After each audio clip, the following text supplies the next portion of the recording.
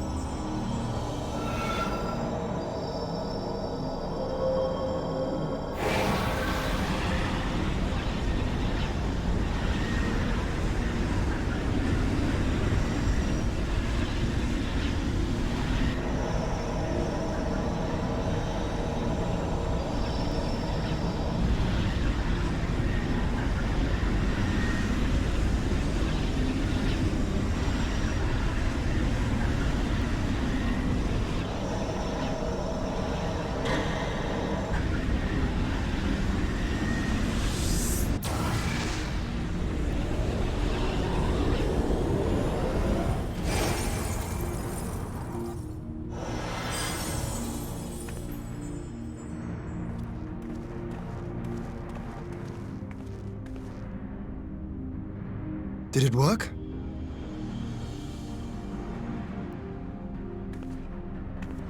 It did. Ether may flow freely to the burn once more.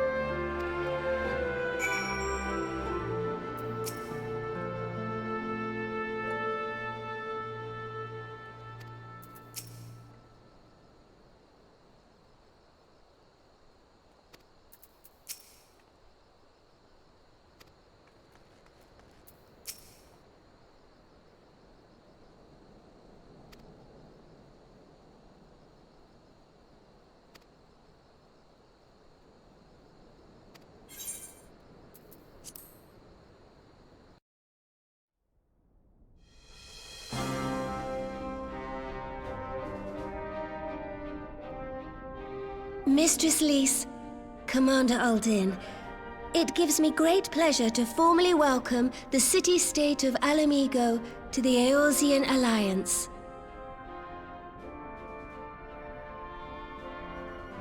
The pleasure is ours, Your Grace. I know I speak for all Alamegans when I say that we are glad of this chance to stand with our comrades of the Alliance. And we, for our part, are glad indeed to be able to welcome friends both old and new.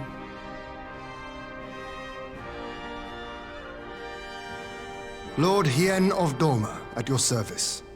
Pray, accept my heartfelt thanks for your generous invitation. Nay, 'tis we who must thank you for journeying so far. And 'twould be remiss of me not to acknowledge the part the Scions of the Seventh Dawn have played in bringing all of us together. In times of great unrest, you and yours have been our constant companions, without whom we would not be here. With apologies to Lord Hien and Mistress Alize, it occurs to me that we have not gathered in this way since that fateful day in Uldar. The day I lost my arm and my freedom. As I lay in my cell, never did I dream that I would one day be given the chance to represent my homeland at this council. I would not even be alive had you not plucked me from the jaws of death. You, Yugiri, and Alphino. Would that the lad could be with us.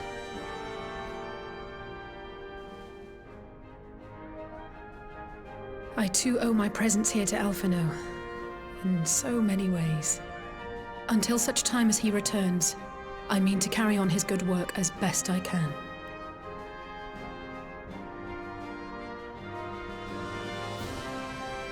Come, friends, let us leave the past in the past and turn our eyes to the future. My Lord Hien, pray, tell us how things stand in the East.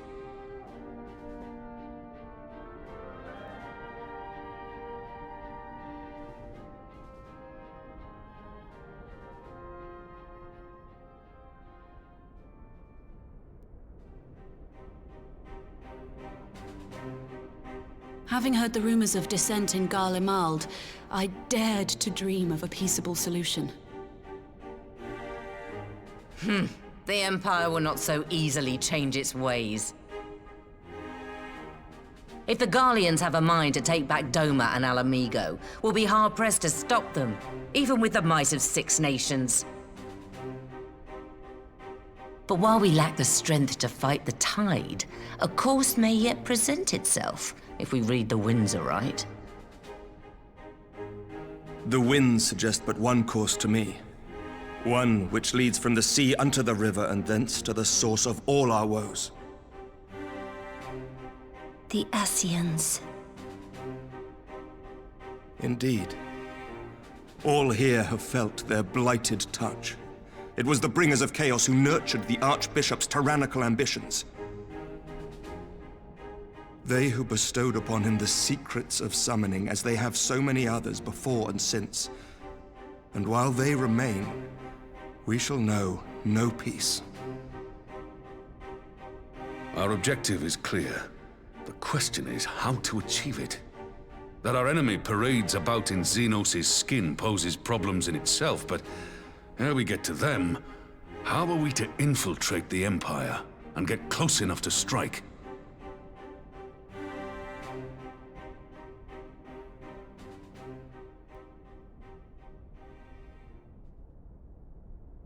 While I see the wisdom in targeting the Ascians, an assassination attempt on Garlean soil would do little to aid our cause, even were it to succeed.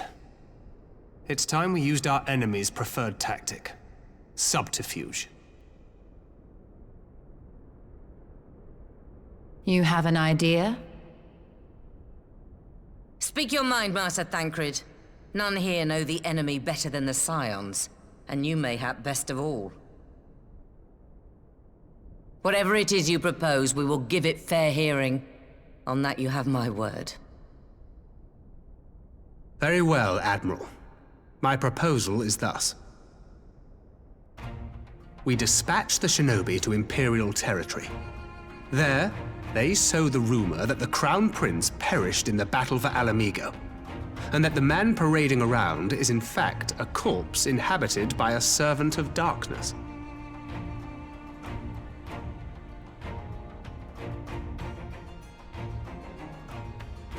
Well, it does have the ring of truth about it. And were the Garleans to learn that their future ruler is a puppet, the Empire would be shaken to the core. But at the risk of sounding stupid, would they actually believe such an unlikely story? I didn't. Ordinarily not. But prior to his miraculous recovery, rumors of Xenos' death had already begun to circulate around the Empire. Ultimately, however, what the masses believe is not our chief concern. Our true objective is to create an opening for rival factions within Garlemald to exploit. Just as a war of succession erupted in the wake of Emperor Solus's death. A war which raged until but recently, plunging the Imperial House into disarray as nephew and uncle grappled for the throne. It is no coincidence that one of Varus's first acts as Emperor was to name Xenos heir apparent, family feuds being so tiresome when armies are involved. Not all welcomed his choice of successor, however. There is no shortage of individuals who aspire to the throne, who would jump at any chance to seize power. The news that Xenos is not only dead, but a puppet to diabolical forces would be too enticing to ignore. The Empire would not be quick to recover from a second war of succession. I am no stranger to infiltrating Imperial territory. With a team of operatives gathered from among the Alliance's finest, the plan should have a reasonable chance of success. Doma already has shinobi in place throughout the provinces. We stand ready to act, and act we must. What say you all?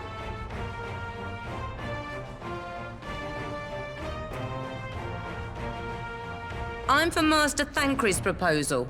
We shine a light upon the Ascian and test the Empire's unity. 'Twas his plot that scuttled Doma's negotiations, was it not? Why then, if we can eliminate him, there may yet be a chance for peace. Let us wage this war of subterfuge, that we may one day lay down our arms. Gods know we never will while the Ascians remain.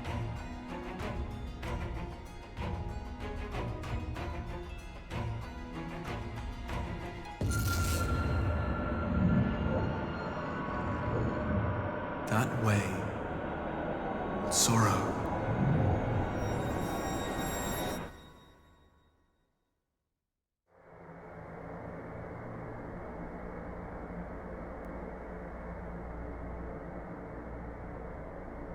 History must be changed.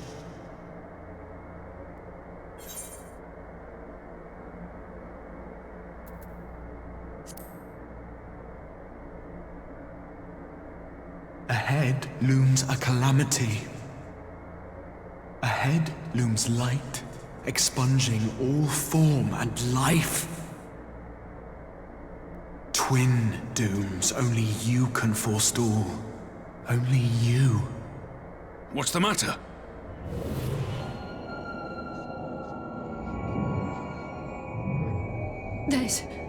There's a voice. Spies in our midst? Nay, I sense no such presence. Let expanse contract. Eon become instant. Throw wide the gates that we may pass.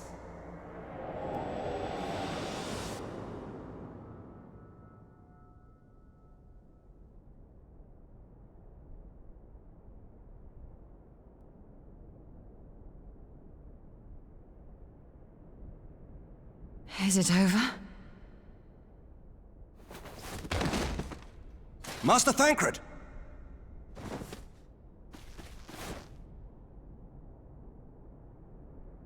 12 Self-offend. Bear him to a private chamber. Have every healer make ready. Swiftly!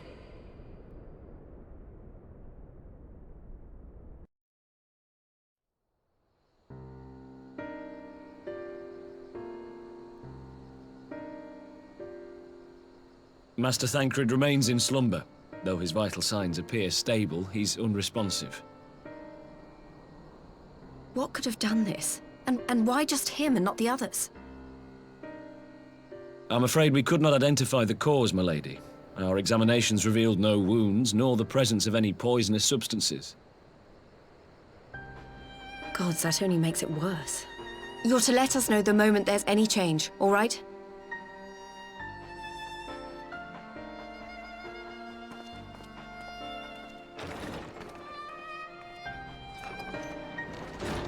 Thank you for coming. Knowing Thancred, he would apologize for being otherwise engaged at so crucial a juncture. In gifting us a course of action, Thancred sowed the seed of all that is to follow. We have but to nurture it as best we can. To him, I would say, rest easy, that he may wake to enjoy the fruits of our labors. Now, the matter of the mysterious voice must not be forgotten. Will you tell me exactly what happened? Alize and I heard a voice in the moments before Thancred collapsed. It was accompanied by a severe headache, as if something were clutching at our minds. Did you experience the same thing?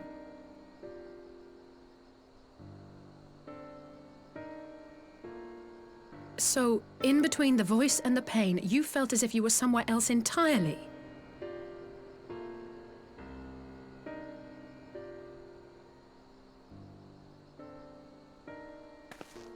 Your testimony confirms my suspicion. That which you experienced was, I believe, your soul being plucked from your flesh. Called. Called?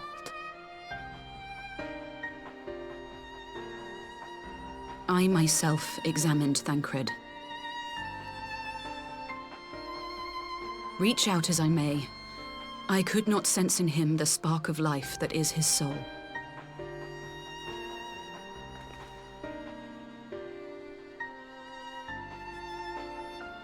That Thancred alone was stricken so is likely due to his heightened sensitivity to the effects of aether, a consequence of his prior possession by the Ascian, the Hebrea.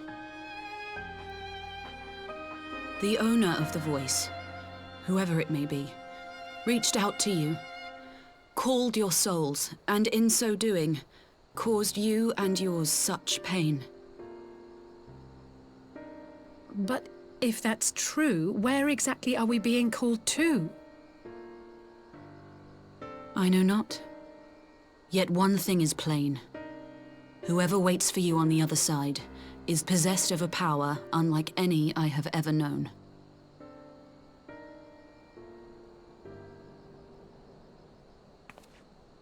Forgive us, Lys, but may we leave Thancred in your care for a time?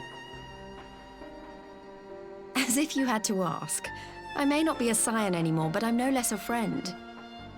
Don't worry. I'll see to it that Thancred's well looked after. Just focus on solving this mystery, all right? Thank you, Lys. As the Elder Seedseer says, 'tis no ordinary individual we are dealing with. Nor can we discount the possibility of Ascian involvement.